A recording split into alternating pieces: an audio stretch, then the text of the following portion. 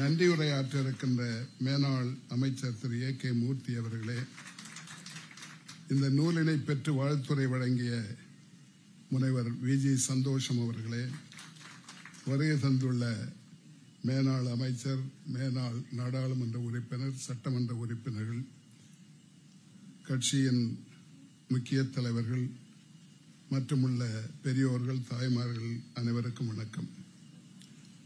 இந்த நூலை முழுவதுமாக நான் படித்து விட்டேன். 202 பக்கமும் படிச்சிட்டேன்.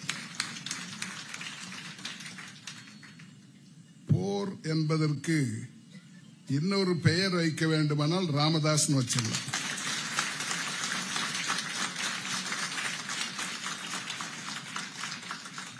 சின்ன இரட்டை குவளையை ஒழிப்பதில் இருந்து 27% பெறுவது வரை எல்லா போராட்டத்தையும் அவரே நடத்திவிட்டார். நான் காலையில் நினைச்சிருந்தேன், வேற ஏதாவது போராட்டங்கள் இருந்தா அவர்கிட்ட கொடுத்துடலாம். அது கடைசியில் சொல்லப்படுற 2-3 விஷயங்கள் இருக்கு அவர் செய்யணும்ன்றதுக்காக. நான் அமைச்சரவையிலிருந்து வெளியே வந்த பிறகு அவர் கைது செய்யப்பட்டு சிறையில் அடைக்கப்பட்டார்.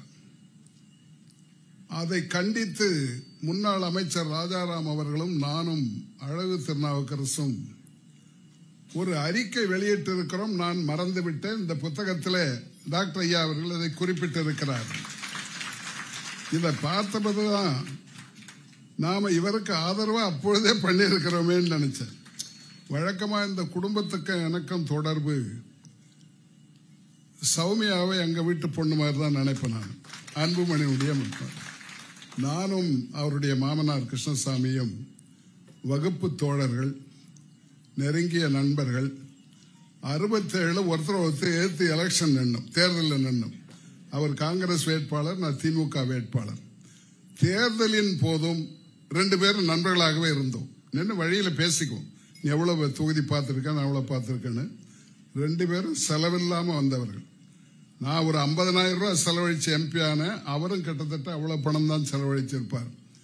63 ஆண்டுகளாக நாங்கள் தொடர்ந்து நண்பர்களாக இருப்பவர்கள். அரசியல் எப்படி இருந்தாலும் நட்பிலே மாறுதல் இல்லை. அதனால எப்பவுமே நான் அன்புமணியை எங்க வீட்டு மாப்பிள்ளை மாதிரி தான் பார்க்கிறேன். அப்படிப்பட்ட தொடர்பு.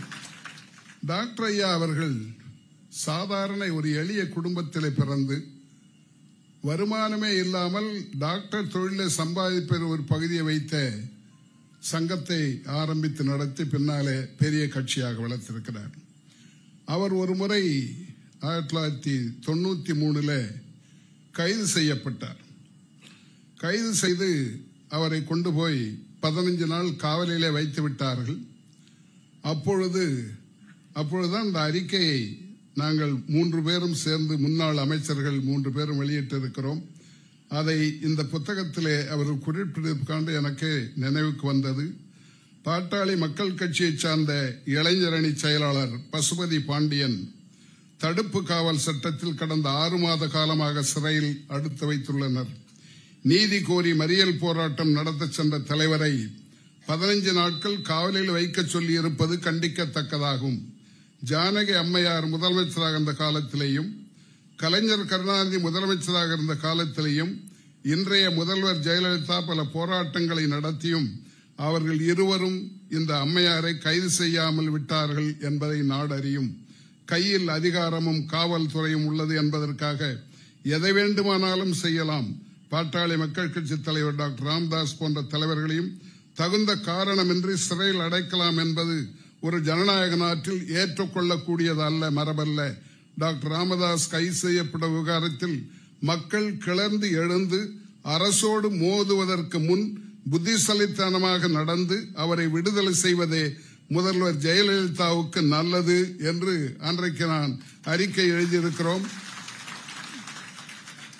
அவர் வாழ்நாள் முழுவதும் யாருக்காகவும் ஏதாவது யார் பாதிக்கப்பட்டிருக்கிறார்களோ, பலவீனமாக இருக்கிறார்களோ அவர்களுக்காகவே போராடி கொண்டிருப்பவர்கள். அது சமூகமாக இருந்தாலும் சரி, தனிப்பட்ட நபர்களாக இருந்தாலும் சரி, அதை அவர்கள் தொடர்ந்து செய்து கொண்டிருக்கிறார்கள்.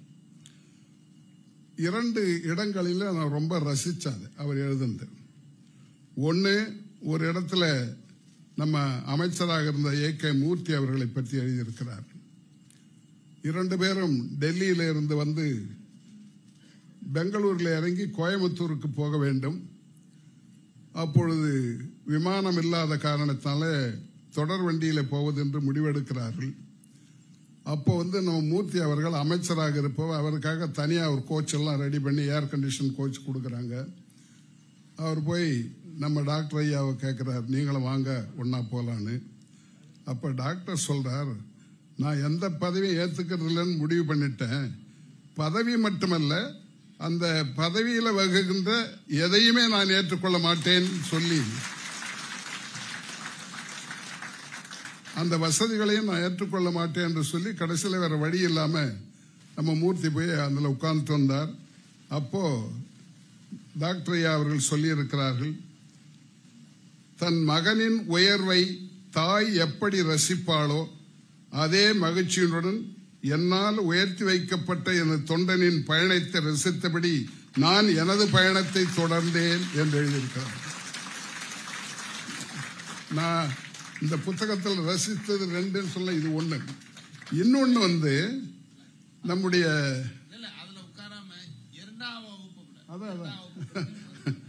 இன்னொரு இடத்துல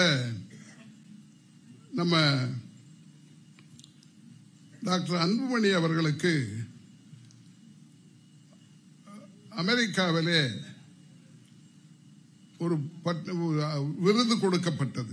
அதை பற்றி ஒரு இடத்துல எழுதியிருக்கிறார்கள்.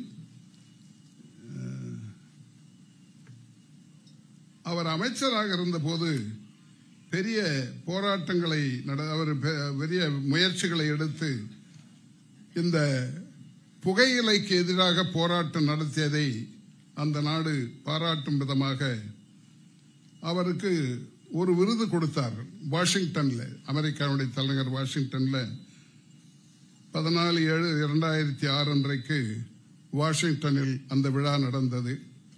நம்முடைய டாக்டர் அவர்களும் டாக்டர் ஐயா அவர்களும் அதற்கு போயிருந்தார்கள். அதில் மிகச் சிறப்பாக அவருக்கு அந்த விருது வழங்கப்பட்டு அதற்கு ஏற்புரையாற்றிய டாக்டர் அன்புமணி அவர்கள் மிகச்சிறப்பாக உரையாற்றி அங்கே இருந்த எல்லோரையும் கவர்ந்தார்கள். அவர் பேசி முடித்த உடனே எல்லோரும் எழுந்து நின்று ஸ்டாண்டிங் ஓவேஷன் என்று சொல்வார். அது சாதாரண, அதை பற்றி டாக்டர் ஐயா அவர்கள் குறிப்பிட்டிருக்கிறார்கள். அமெரிக்காவில் ஒருவருக்கு ஸ்டாண்டிங் ஓவேஷன் கிடைப்பது அவ்வளவு எளிதான ஒன்றல்ல. அன்று என் மகனுக்கு கிடைத்தது. அரங்கில் இருந்த அமெரிக்கர்களும் உலகத் தலைவர்களும் என் மகனின் சாதனையை கைதட்டி வரவேற்ற போது என் கண்கள் ஆனந்த கண்ணீரால் குளமாயின. இதயம் பெருமிதத்தால் நிரம்பியது.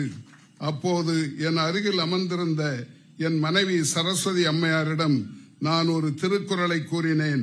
இயன்ற பொழுதும் பெரிதுவக்கும் தன் மகனை சான்றோன் என கேட்ட தாய் என்று. அதை கேட்டதும் அவரது கண்களில் இருந்தும் ஆனந்த கண்ணீர் வழிந்தது. இந்த 2 இடத்துல நான் ரொம்ப ரசிச்சேன். டாக்டர் அவர்கள் போராளியாக இருந்தாலும் அவரால் சில நேரத்தில் எப்படி ஆக முடிகிறது என்பதற்கு ஒரு அடையாளமாக அதை நான் குறிப்பிட்டேன். அவர்கள் ஒரு இடத்துல நம்ம வேலு அவர்களை பற்றி எழுதியிருக்கிறார். எப்படி எளிமையாக, நான் மட்டுமல்ல கட்சியில இருப்பவர்களும் இருக்கிறார்கள்.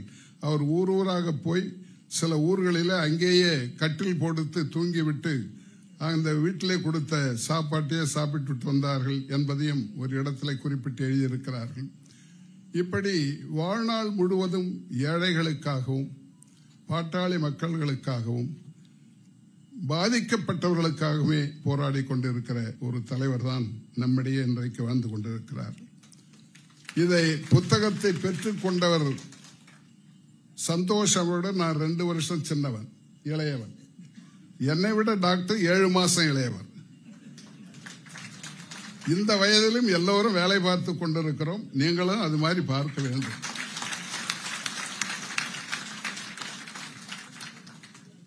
நம்முடைய நாடு ஒரு விவசாய நாடு, உங்களுக்கு எல்லாம் தெரியும். அதை நம்பித்தான் எல்லோருமே இருக்கிறோம். எங்க அப்பாவுக்கு 4 ஏக்கர் தான் நிலம். அதுல தான் எல்லாமே, கல்யாணம் பண்றதா இருந்தாலும், படிக்க வைக்கிறதா இருந்தாலும் அதில் தான் பண்ணுவார். நான் அதுலேருந்து தான் என்ன படிக்க வச்சாங்க. இந்த மாதம் தேங்காய் வெட்டினா பணம் கிடைக்கும், அதை வச்சு மாதம் பில்லு அனுப்பிச்சிடுவார். வருஷத்துக்கு ஒரு முறை கரும்புல கொஞ்சம் பணம் 1000 வருமானம் வர்றது கரும்பு ஒன்று தான், நெல்லெல்லாம் 100 கணக்கில் தான் வரும், அதை வச்சு எனக்கு ஃபீஸ் கட்டிடுவார். அப்படித்தான் டாக்டர் அவர்களும் படித்தார்கள், நானும் படித்தேன். எங்களை விட ரொம்ப கஷ்டத்தில் படித்தவர் தான் விஜிபி அவர்கள். இப்படி சாதாரண குடும்பங்களில் இருப்பவர்களும் கல்வியாலே உயர முடியும், உழைப்பால் உயர முடியும் என்பதற்கு அடையாளமாக இருப்பவர். நான் சிலவற்றை அவருடைய நினைவுக்கு கொண்டு, அவருடைய ஞாபகத்திற்கு கொண்டு வந்து, அரசியல் கட்சிகள் சிலவற்றை கவனிக்காமலே இருக்கின்றன. அதை அவர்கள் செய்ய வேண்டும் என்று கேட்டுக்கொள்கிறேன். ஒன்று கல்வி. கல்வியை பற்றி பேசிக்கொண்டே இருக்கிறோம், ஆனால் அவர்களுக்கு கொடுக்கப்படுவதில்லை. ஒரு மாநாடே நடத்தி இருக்கிறார் டாக்டர் அவர்கள், கல்வியை பற்றி ஒரு 3 நாள் மாநாடு நடத்திய நான் இதில் எழுதப்பட்டிருக்கிறேன், நீங்கள் படிக்க வேண்டும். நான் அவரிடத்தில் கேட்டுக்கொள்ள விரும்புவது, இந்தியாவே பின்தங்கிய நாடாகத்தான் உயர்கல்வியில் இருக்கிறது. ஆங்கிலத்தில் GER என்று சொல்வார்கள், கிராஸ் என்ரோல்மெண்ட் ரேஷியோ.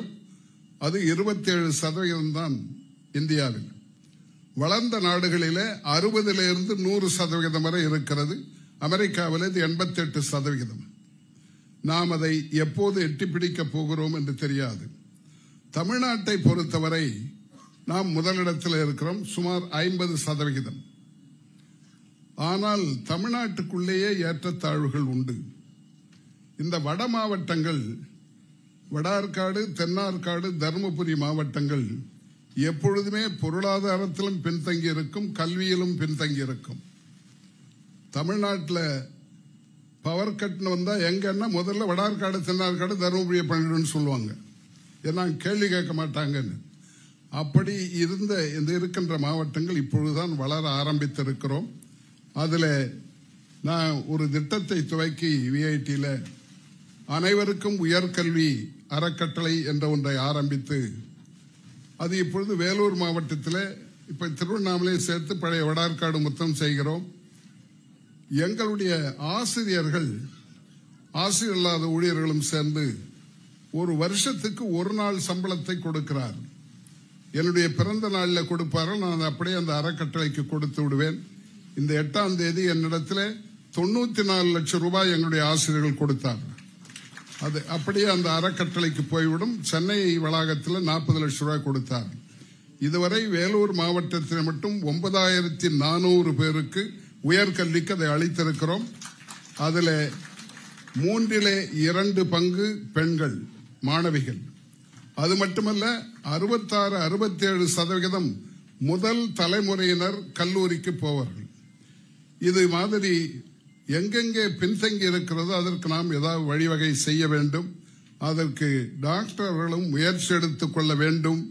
ஒரு மாவட்டம், 750 மாவட்டங்களில் தமிழ்நாட்டில் ஒண்ணுதான் பண்ணிட்டு இருக்கோம். நம்ம இருக்க மிச்ச மாவட்டங்கள் அதை செய்வதாக தெரியவில்லை, நினைக்கிறார்கள், ஆனால் நடக்கவில்லை. எல்லோருக்கும் கல்வியை கொடுத்து விட்டால், உயர்கல்வியை, இந்த நாடு தானாக மேலே வந்துவிடும், வறுமை இல்லாமல் போய்விடும். அதை நம்மால் செய்ய முடியும். அதைத்தான் நான் என்னுடைய குறிக்கோளாக வைத்திருப்பது. ஒரு மாவட்டத்தையாவது செய்து காட்டுவோம். ஏழைகளே இல்லாத மாவட்டமாக வேலூர் மாவட்டத்தை மாற்ற வேண்டும் என்று செய்கிறோம். அது மாதிரி அவர்கள் எந்தெந்த மாவட்டங்கள் பின்தங்கி இருக்கிறதோ அதிலே அவர்கள் கொஞ்சம் அக்கறை எடுத்துக் கொள்ள வேண்டும் என்பது என்னுடைய வேண்டுகோள். அதே போல் கல்விக்கு நம்முடைய மத்திய அரசாக இருந்தாலும் மாநில அரசுகளாக இருந்தாலும் வேண்டிய அளவுக்கு பணத்தை செலவு செய்வதில்லை. ஒரு 50-60 ஆண்டு காலமாக நமக்கு சொல்லி இருக்கிற எல்லா கமிஷன், டாக்டர் ராதாகிருஷ்ணன் கமிஷன்ல ஆரம்பிச்சு எல்லோரும் சொல்லி இருப்பது, மொத்த வருமானத்தில் 6% கல்விக்கு செலவழிக்க வேண்டும்.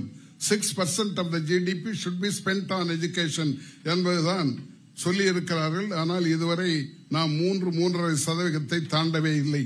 அதுவும் சென்ற 2 ஆண்டு காலமாக குறைந்து கொண்டே போகிறது. 3% 2.9, 2.9, அதுக்கு இந்த வருஷம் 2.8க்கு வந்து விட்டோம். இதை மாற்றுவதற்கு நம்மால் என்ன செய்ய முடியும் என்பதை அவருக்கு இந்தியா முழுவதும் நண்பர்கள் இருக்கிறார்கள். அதை செய்து இந்த கல்வியை ஏழை மக்களுக்கும் நடுத்தர மக்களுக்கும் உயர்கல்வி போய் சேருவதற்கு அவர்கள் நடவடிக்கை எடுக்க வேண்டும் என்று நான் கேட்டுக்கொள்கிறேன். அதற்கு நம்முடைய நாடாளுமன்ற உறுப்பினர்களும் இங்கே இருக்கிறார்கள். அவரும் அதை செய்வதற்கு நடவடிக்கை எடுக்க வேண்டும். அது ஒன்று. இரண்டாவது, வேளாண்மையை பொறுத்தது. நம்முடைய நாட்டில் ஆண்டுதோறும் மழை பெய்வதில்லை. 2 ஆண்டுகள் 3 ஆண்டுகளுக்கு ஒரு முறைதான் மழை பெய்கிறது.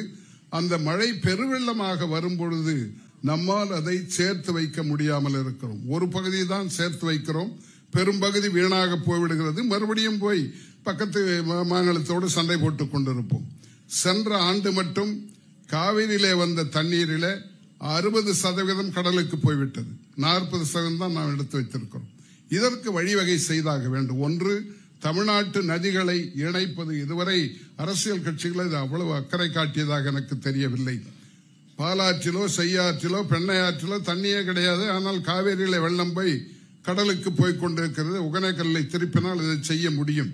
ஆக ஒன்று, தமிழ்நாட்டுக்குள்ளே இருக்கிற ஆறுகளை இணைப்பது. இன்னொன்று, கோதாவரியில இருந்து, கோதாவரி கிருஷ்ணாவில இருந்து வீணாக போகிறது. கோதாவரியில ஆண்டொன்றுக்கு கிட்டத்தட்ட 2000 TMC தண்ணீர் கடலுக்கு போகிறது. கிருஷ்ணாவில இருந்து 400-500 TMC போகிறது. அந்த தண்ணீரை, வீணாக போகிற தண்ணீரை நாம் இங்கே திருப்பி கொண்டு வந்தால், அந்த காலத்தில் KL ராவ் என்று ஒரு அமைச்சர் இருந்தார், எங்களோடு அமைச்சராக இருந்தவர். அவர் எங்களிடத்தில் சொல்வார், இதை மட்டும் நீங்கள் செய்து முடித்து விட்டால் தென்னாட்டின் பிரச்சனையே தீர்ந்துவிடும் என்று சொல்வார். அப்படிப்பட்ட ஒரு திட்டத்தை பேசிக்கொண்டே இருக்கிறோம். சுப்ரீம் கோர்ட்டும் 2 முறை சொல்லிவிட்டது. ஆனால் செயல்படுத்தவே இல்லை. அதை செயல்படுத்துவதற்கு நம்முடைய டாக்டர் அவர்களும் நம்முடைய டாக்டர் அன்புமணி அவர்களும் நடவடிக்கை எடுக்க வேண்டும். இது இந்த நாட்டையே காப்பாற்றக்கூடியது, விவசாயத்தை காப்பாற்றக்கூடியது. ஏன்னா நம்ம பொதுவாக நமக்கு கிடைக்கிற நீரை பயன்படுத்துவதில்லை. அது ஐநா சபை ஒரு முறை சொல்லி இருக்கிறது. Duty efficiency they are losing, India is losing 65% of the water என்று. அது மாதிரி வருகிற தண்ணீர்ல 65% வீணாக போய்விடுகிறது. அதை தடுத்து நிறுத்தி நாம் பயனுள்ளதாக மாற்றுவதற்கு நாம் நடவடிக்கை எடுக்க வேண்டும் என்று கேட்டுக்கொள்கிறேன். 2வது. 3வது அவர் எடுத்துக்கொள்ள வேண்டும் என்று நான் விரும்புவது, இந்த நாட்டில நீதிமன்றத்துக்கு போனால் திரும்பி வருவதே இல்லை. காரணம், பல ஆண்டுகளாக இந்த வக்கீல்லாம் வழக்கறிஞர்லாம் வந்திருக்கிறீர்கள். நம் நாட்டை போல உலகத்தில் எங்கும் இவ்வளவு தேக்கத்தில் இருக்கிற வழக்குகள் உலகத்தில் எங்குமே கிடையாது. 5,10,00,000 வழக்குகள் இப்பொழுது தேக்கத்தில் பெண்டிங் இருக்கின்றன. கீழே முனிசிபல் கோர்ட்ல இருந்து சுப்ரீம் கோர்ட் வரை. அதுல 1,80,000 வழக்குகள் 30 ஆண்டுகளை கடந்தவை. அவர்களுக்கு வழியே இல்லை. அதை எப்படி முடிக்கப் போகிறோம் என்று இதுவரை அதை பற்றி யாரும் விவாதிக்கவும் இல்லை. நாடாளுமன்றத்திலோ சட்டமன்றங்களிலோ நீதிபதிகளோ யாரும் அதை பற்றி கவலைப்படவில்லை. நாம வக்கீலுக்கு பணம் கொடுக்கிறது வாய்தா வாங்கறதுக்கு, ஜட்ஜுக்கு சம்பளம் கொடுக்கிறது வாய்தா போடுறதுக்கு. இதான் நடந்து கொண்டிருக்கிறது நாடு முழுவதும். இப்படியே போனால் எந்த காலத்தில் நாம் முன்னேற போகிறோம், மாறப்போகிறோம்?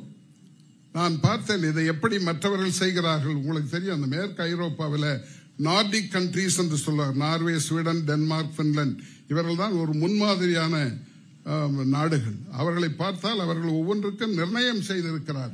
இவ்வளவு நாட்களுக்கு மேல வழக்கு இருக்கக்கூடாது என்று சொல்லி 120 நாட்களில் கிரிமினல் கேஸை முடிக்க வேண்டும். 440 நாட்களுக்குள் சிவில் கேஸை வழக்குகளை முடிக்க வேண்டும் என்று திட்டமிட்டு செய்து அங்கே வழக்குகளை முடிக்கிறார்கள். அப்படி நாமும் செய்ய வேண்டும், அதற்கு நடவடிக்கை எடுக்க வேண்டும். அண்மையிலே நான் பார்த்தேன், இங்கே அரசியல்வாதிகளுக்கென்று ஒரு அமைப்பை ஏற்படுத்தி இருக்கிறார்கள் நம்முடைய உயர்நீதிமன்றத்தில்.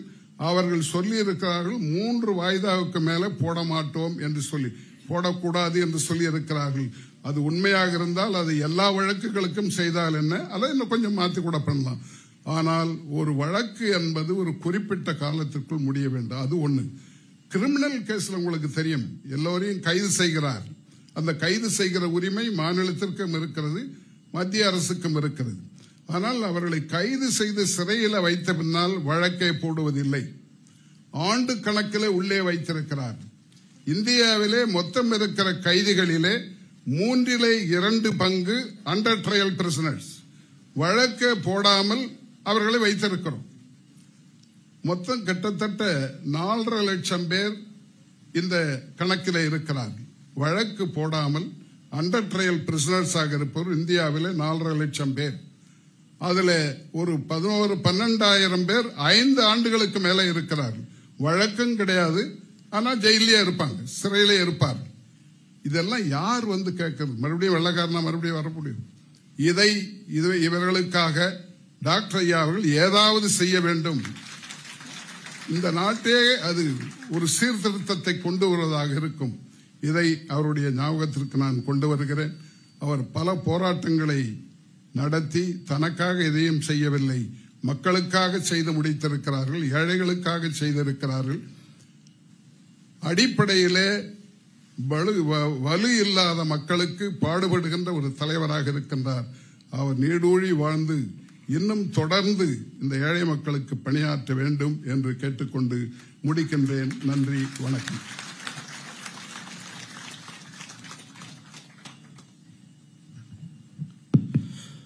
நம்முடைய வேந்தர் அவர்களுக்கு நெஞ்சார்ந்த நன்றி.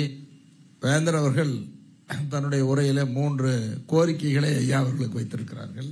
வரவேற்கக்கூடிய ஒன்று. அதில் குறிப்பாக கல்வியை பற்றி, கல்விக்கு தொடர்ந்து போராடி வருகிற தலைவர் மருத்துவர் ஐயா அவர்கள். 3 நாள் கருத்தரங்கு, போராட்டங்கள், கல்வி கடைசரக்கா நிறைய செய்திகள் தொடர்ந்து ஐயா கட்டாயம் செய்வாங்க. கல்விக்கு அது மாதிரி வேளாண்மை பற்றி, நீர் மேலாண்மை பற்றியும் சொன்னாங்க. இன்னைக்கு இலவச மின்சாரம் தடை செய்யப்பட்ட நேரத்தில் ஐயா தூக்கு கயிறு கட்டிட்டு போராட்டம் பண்ணாங்க. உங்களுக்கு தெரியும், தூக்கு கயிறு போராட்டம் நடத்துறாங்க, மீண்டும் இலவச மின்சாரம் பெற்றது. இப்படி வேளாண்மைக்கு தொடர்ந்து குரல் கொடுக்கிற தலைவர். பல கட்ட போராட்டங்கள். இந்த நீர் மேலாண்மை பற்றி ஐயா சொன்னாங்க. ஒரு சொட்டு தண்ணி கடலுக்கு போக கூட இன்னைக்கு வரைக்கும் போராடிட்டு இருக்கிறாங்க. இந்த நீர் மேலாண்மை தமிழ்நாடு முழுக்க சுற்றி சுற்றி வந்தவர் நம்முடைய சென்னையா மருத்துவர் அன்புமணி அவர்கள். அதே மாதிரி தான் கடைசியா வச்ச கோரிக்கை அவர் சொன்னது. நீதிமன்ற வழக்கு தேங்கி இருக்கிறத பற்றி ஐயா தொடர்ந்து சொல்லிக் கொண்டிருக்கிறார்கள். ஆகவே இப்படியெல்லாம் சொல்லியவர் கடந்த 8ஆம் தேதி அவருடைய பிறந்த நாள். 8ஆம் தேதி தான் அந்த நிகழ்ச்சி நடக்கதாக இருந்தது. அவர் பிறந்த நாள் வர முடியவில்லை என்று சொன்ன ஐயா நிகழ்ச்சியே வேண்டாம், ஒத்தி வச்சிருங்க, அவர் வர்றப்பதான் நிகழ்ச்சின்னு ஐயா சொல்லிட்டாங்க. அதனாலதான் இன்னைக்கு நடக்குது. ஆகவே இப்படி இந்த புத்தகத்தை வெளியிட்டு சிறப்பு சேர்த்த நம்முடைய வேந்தர் அவர்களுக்கு நெஞ்சார்ந்த நன்றி. தொடர்ந்து இந்த விழாவினுடைய தலைவர், நம்முடைய பாட்டாளி மக்கள் கட்சியினுடைய தலைவர், சாதனை படைத்திட்ட முன்னாள் அமைச்சர் மரியாதைக்குரிய சென்னை அன்புமணி அவர்கள் தலைமை உரையாற்றுவார்கள்.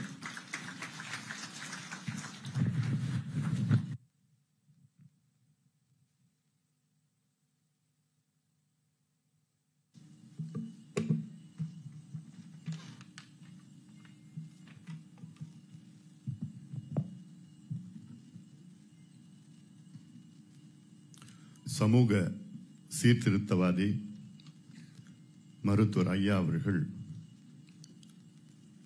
போர்கள் ஓய்வதில்லை என புத்தகத்தை எழுதி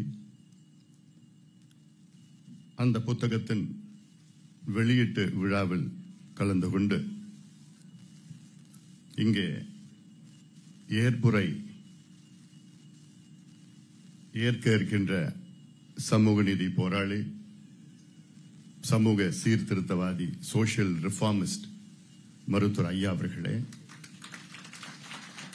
இந்த நூலை வெளியிட்ட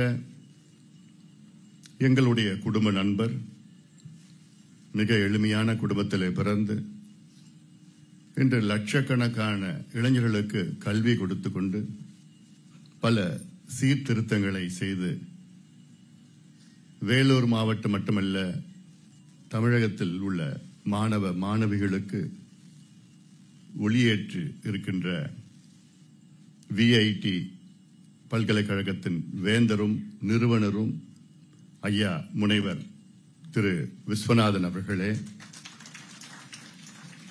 இந்த நூலை பெற்ற உலக புகழ்பெற்ற விஜிபி குழுமத்தின் தலைவர் முனைவர் மரியாதைக்குரிய திரு சந்தோஷம் அவர்களே,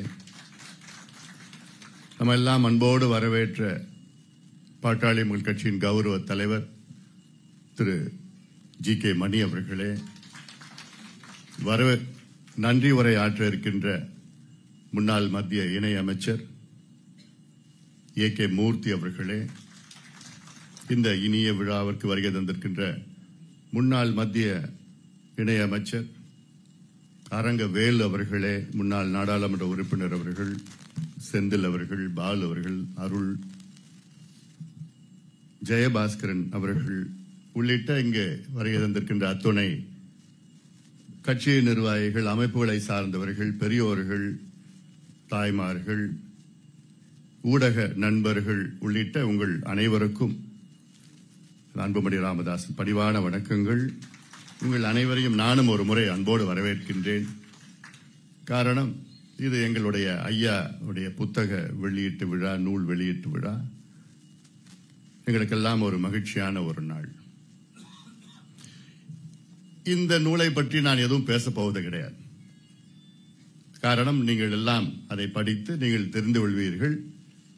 இங்க இருப்பவர்களுக்கு இந்த நூலை பற்றி உங்களுக்கு நன்றாக தெரிந்திருக்கும். இதற்கு முக்கியமாக ஒருவருக்கு நான் நன்றி சொல்ல வேண்டும். பாவேந்தன் அவர்களுக்கு நான் தனிப்பட்ட முறையிலே நன்றி சொல்ல வேண்டும். காரணம், இந்த நூலை அவர் தொகுத்து, ஐயா அவர்கள் சொல்ல சொல்ல, அவர் எழுத எழுத அதெல்லாம் தொகுத்து இந்த நூலை உருவாக்கியிருக்கின்றார்கள். இந்த நூலில் இருப்பது எங்களை பொறுத்தவரை வெறும் ஐயா செய்த வெறும் 10% தான். 90% இந்த நூலிலே கிடையாது. அதை பற்றி பேச வேண்டும் என்றால் மணிக்கணக்கில் பேசலாம். நம்முடைய கௌரவ தலைவரை விட்டா நான் ஒரு நாள் முழுவதும் பேசிக்கிட்டே இருப்பேன். தண்ணி கூட குடிக்காம பேசிட்டே இருப்பார் அவர். ஏன்னா அவ்வளோ இருக்கு, பேசிக்கிட்டே இருக்கலாம். எவ்வளோ சாதனைகள் நான் சொல்லியிருக்கிறேன். ஒரே வார்த்தையில் சொல்லிட்டேன், சமூக சீர்திருத்தவாதி. அவ்வளவுதான், சோஷியல் ரிஃபார்மிஸ்ட். இப்படி ஒரு மனிதன் உருவாகுவது மிக மிக அரிது. 100 ஆண்டுகளுக்கு முன்பு ஒரு மனிதன் பிறந்தார், தந்தை பெரியார் அவர்கள். அவரும் ஒரு சமூக சீர்திருத்தவாதி, சோஷியல் ரெவல்யூஷனரின்னு சொல்லலாம், சமூக போராளி என்று சொல்லலாம். அதே குணம் உடைய நம்முடைய மருத்துவர் ஐயா அவர்கள் சமூக சீர்திருத்தவாதி. ஏன்னா இந்த சமூக சீர்திருத்தவாதி என்றால் எல்லாமே எல்லாம் ஒன்று சேரும். அது கல்வியிலையா, சுகாதாரத்திலையா, நீர் மேலாண்மையிலையா, விவசாயத்திலையா, சட்டத்திலையா, நம்முடைய வேந்தர் அவர்கள் ஐயா சொன்னது போன்று இன்னும் எத்தனையோ செயல்களை ஐயா செய்ய வேண்டும் என்று வேந்தர் மரியாதைக்குரிய ஐயா விஸ்வநாதன் அவர்கள் கேட்டுக்கொண்டார். நிச்சயமாக இது எல்லாமே உள்ளடங்கியது ஒரு சமூக சீர்திருத்தவாதி. எனக்கு பொறுப்பு வேண்டாம், பதவி வேண்டாம், சட்டமன்றத்தில் நாடாளுமன்றத்தில் என் கால்கள் படாது என்று யாராவது சொல்லுவாங்களா? சொல்லி இன்னைக்கு இருக்கிறாங்களா? எனக்கு தெரிஞ்சு 2 பேர் தான் இதுக்கு முன்பு. எந்த பொறுப்பும் இல்லாமல், எந்த பதவியும் இல்லாமல். ஒருத்தர் மகாத்மா காந்தி, அடுத்தது ஜெயபிரகாஷ் நாராயணன், இன்று மருத்துவர் ஐயா. இந்தியாவிலே 3 பேர் தான். தந்தை பெரியார் கூட ஈரோடு மாநகராட்சியில தலைவராக இருந்தார். இப்படி மற்ற தலைவர்கள் எல்லாம் ஏதோ ஒரு பொறுப்பில் இருந்திருக்கார். ஆனால் ஐயாவை நீங்கள் எல்லாம் ஒரு போராளியா பார்த்திருப்பீங்க, ஒரு மருத்துவரா பார்த்திருப்பீங்க, ஒரு விவசாயியா பார்த்திருப்பீங்க, பல கோணங்களை நீங்க பார்த்திருப்பீங்க. ஒரு எழுத்தாளரா நிறைய பேர் பார்த்திருக்க மாட்டீங்க. ஐயா இது வரைக்கும் 19 நூல்களை வெளியிட்டிருக்கின்றார். இது 20வது நூல். இது எத்தனை பேருக்கு தெரியும் தெரியல. 20 நூல்களை ஐயா அவர்கள் எழுதியிருக்கின்றார். ஒரு எழுத்தாளர். அதுல ஒன்று பாத்தீங்கன்னா சுக்கா மிளகா சமூக நீதி ஒரு நூல். அடுத்தது எங்கே தமிழ். இது முக்கியமான கேள்வி. தமிழ் வச்சுதான் ஆட்சிக்கு வராங்க. ஆனா எங்கேயும் தமிழ், எதிலும் தமிழ் பார்த்தா எங்கேயுமே கிடையாது. அடுத்தது இசையின் இசை. அந்த கோணத்திலையும் நீங்க எத்தனை பேர் பார்த்திருக்கீங்க தெரியல. பன்னிசை மன்றம் ஒன்று தொடங்கி இன்னைக்கு தமிழ் இசையை இன்று உலக அளவிலே பிரபலப்படுத்த வேண்டும் என்ற நோக்கத்திலே இசை கலைஞர்களை வரவழைச்சிட்டு எங்க மலேசியா, சிங்கப்பூர், இலங்கை, மும்பை எங்க இருந்தெல்லாம் வரவழைச்சு அவங்களுக்கு தங்க பதக்கங்கள் எல்லாம் கொடுத்து 2 நாள் காலையிலிருந்து மாலை வரைக்கும் அங்கே உட்கார்ந்துட்டு அந்த இசை நிகழ்ச்சியில நடத்திட்டு கேட்டுட்டு இருப்பார் ஐயா அவர்கள். ஏன்? தமிழ் இசையை வளர்க்க வேண்டும் என்ற நோக்கத்திலே. பாட்டாளி சொந்தங்களே என்ற ஒரு நூல். அதன் பிறகு அக்னி அம்புகள். அது பின்னாடி பெரிய கதை நிறைய இருக்குது. இன்னைக்கு தீரன் வரல. அவர் வந்திருந்தாருன்னா அவரோ, ஏன்னா தொடக்க பயணத்துல இருந்து எவ்வளோ அவருக்கு பக்கத்துல இருந்து பார்த்திருக்காங்க. அதன் பிறகு என் குரல் ஒரு புத்தகம், கழகத்தின் கதை எல்லாருக்கும் தெரியும், எந்த நிலையில இருக்குன்னு தெரியும். எல்லாருக்கும் அது சரிங்க, அரசியல் பேச வேண்டாம் நான் பாக்குறேன். நான் ஒரே தீர்வு தமிழ் ஈழம். நம்முடைய கௌரவ தலைவர் அவர்கள் ஏதோ என்ன அவர் விட்டா நிறைய பேசிட்டு இருப்பார். ஈழத்தை பத்தி, தமிழ் ஈழத்தை பத்தி, ஐயாவுக்கும் தமிழ் ஈழம் என்று சொன்னால் அதுல குறைஞ்சது ஒரு 10 மணி நேரம் பேசலாம். பேசுறதுலாம் நான் சொல்றதுன்னா சும்மா இவர்களே இவர்களெல்லாம் இல்ல, என்னென்ன சம்பவம் நடந்தது. நான் உலகத்துல எங்க போனாலும் இலங்கை தமிழர்கள் எங்க என்னை வந்து பார்த்தாலும் முதல் என் கையை பிடிச்சி முதல் கேள்வி கேட்கறது, ஐயா நல்லா இருக்காருங்க. அவ்வளவு சந்தோஷமா கேட்பாங்க. எங்க போனாலும் முதல் கேள்வி எங்களுக்கு அவர் மட்டும்தாங்க உண்மையா உழைச்சிட்டு இருக்கிறாரு, எந்த எதிர்பார்ப்பும் இல்லாமல். எப்படி இன்வெர்டட் காமர்ஸ்ல எந்த எதிர்பார்ப்பும் இல்லாமல். எந்த எதிர்பார்ப்புனா என்ன, மத்தவங்க அது வியாபாரமா பண்ணிட்டு இருக்காங்க, ஐயா அது ஒரு போராட்டமா பண்ணிட்டு இருக்கிறார். அப்ப கேட்கிறப்பல நல்லா இருக்காரு, அவர் நல்லா இருக்கணுங்க. அப்படி எவ்வளவு நடந்திருக்குது. இங்க நடந்த போராட்டம் மட்டும் கிடையாது, இது இல்லாமல் எவ்வளவு நடந்திருக்குது. அதுல அடுத்தது மக்களை காக்கும் மது விலக்கு. மக்களை காக்க மது விலக்கு. இத பத்தி பேசணும்னா மணி கணக்கெல்லாம் கிடையாது, நாள் கணக்கு பேசணும். நாள் கணக்கு பேசணும். அவர் செய்த மது விலக்குக்காக, மது ஒழிப்புக்காக, மது விலக்கு மது ஒழிப்புக்காக இன்னைக்கு இந்தியாவிலே அவரை போன்று யாரும் செய்தது கிடையாது.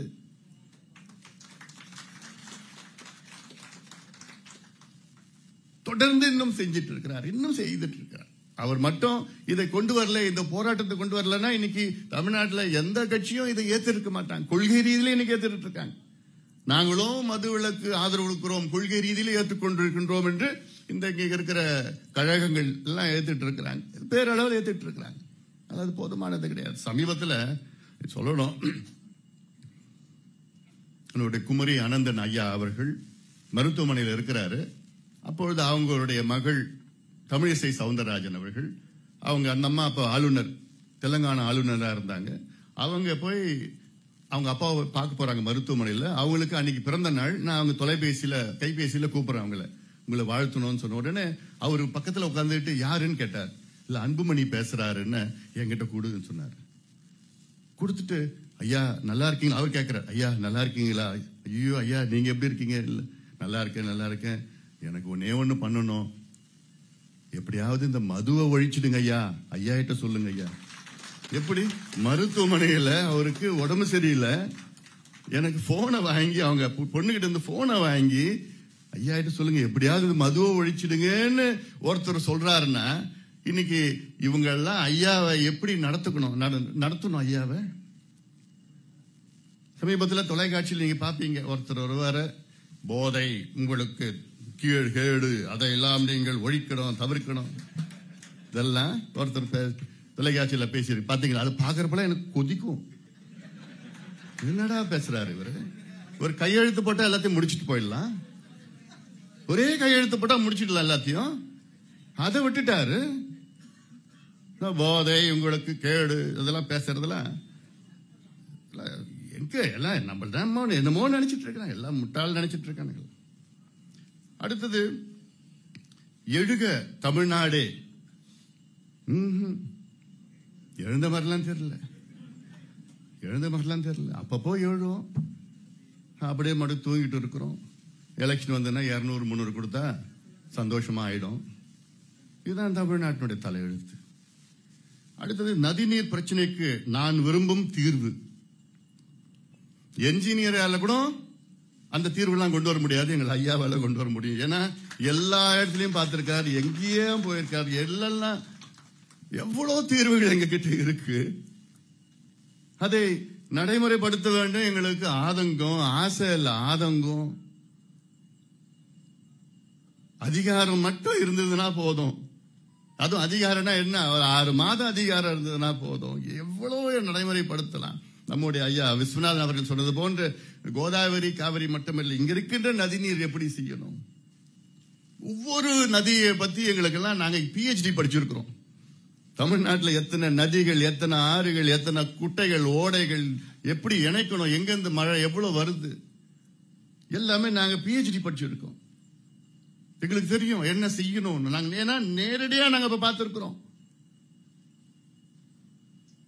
அடுத்தது சமூக நீதியும் தமிழும் என் உயிர் மூச்சு. இதுதான் ஐயாவுடைய அடித்தளம். சமூக நீதி. இன்னைக்கு இந்தியாவிலே சமூக நீதி என்ற வார்த்தைக்கு மறு அர்த்தம் மறுத்தார் ஐயா.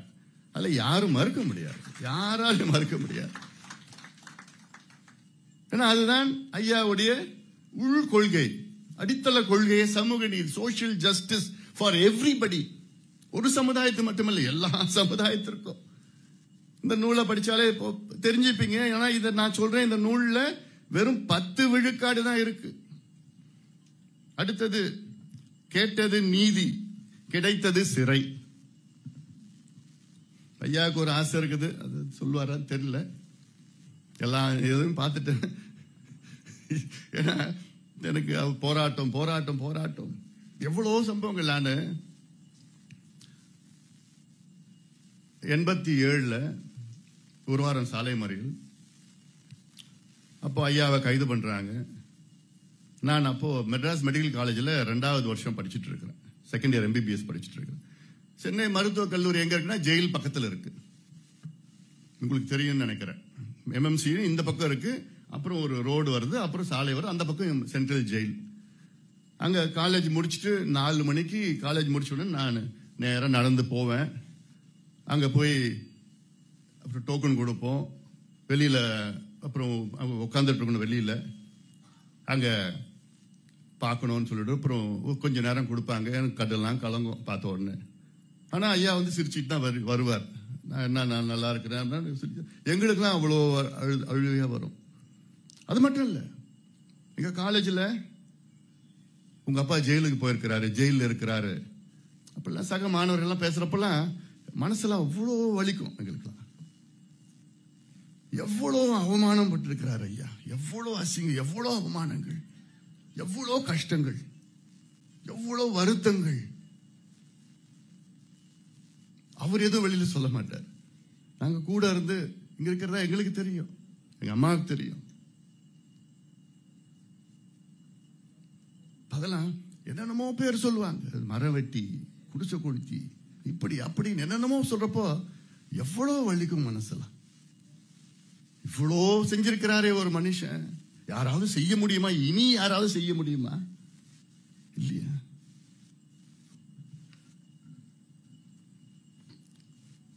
நூறு வினாக்கள் 100 விடைகள் ஒரு புத்தகம். தமிழகத்தின் உயிர் நாடி அப்படின்னு ஒரு நூல் எழுதியிருக்கிறாரு. தத்தளிக்கும் கல்வி, இதுதான் நம்முடைய வேந்தர் அவர்கள் பல முறை சொல்லியிருக்கிறார். தத்தளிக்கும் கல்வி எப்படி இருக்கணும்? ஐயாவுடைய நோக்கம் கல்வினா சுகமான கல்வி. சுகமான கல்வினா நல்ல சந்தோஷமா குழந்தைங்க போய் பள்ளிக்கூடம் போகணும். கட்டணமில்லா கல்வி, சுமையில்லா கல்வி, மூட்டை தூக்கிட்டு போக கூடாது, எது புத்தகத்தை மூட்டை தூக்கிட்டு போக கூடாது.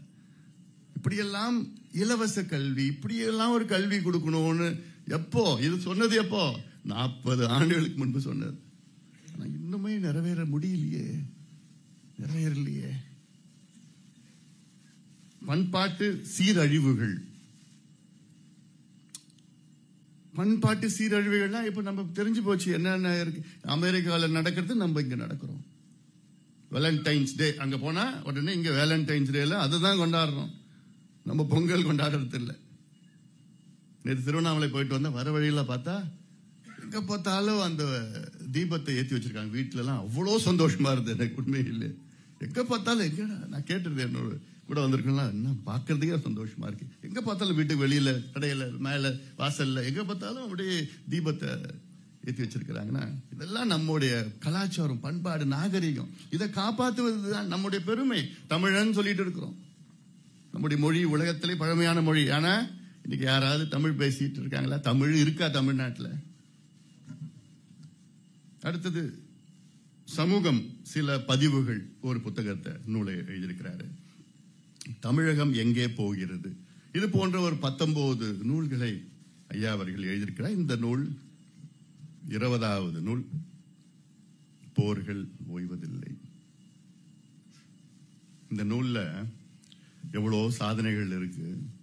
நான் கேட்கிறேன், இன்னைக்கு ஆளுங்கட்சியும் எதிர்கட்சியும் வேற எந்த கட்சியும் இந்த நூல்ல இருக்கிற ஏதாவது ஒரு சாதனை இவங்க யாராவது பண்ணிருக்காங்களா? ஒரு சாதனை நான் கேட்கிறேன். எந்த துறையிலாவது, எந்த துறையிலாவது? ஏன்னா அதை பத்தி தெரியாது அவங்களுக்கு.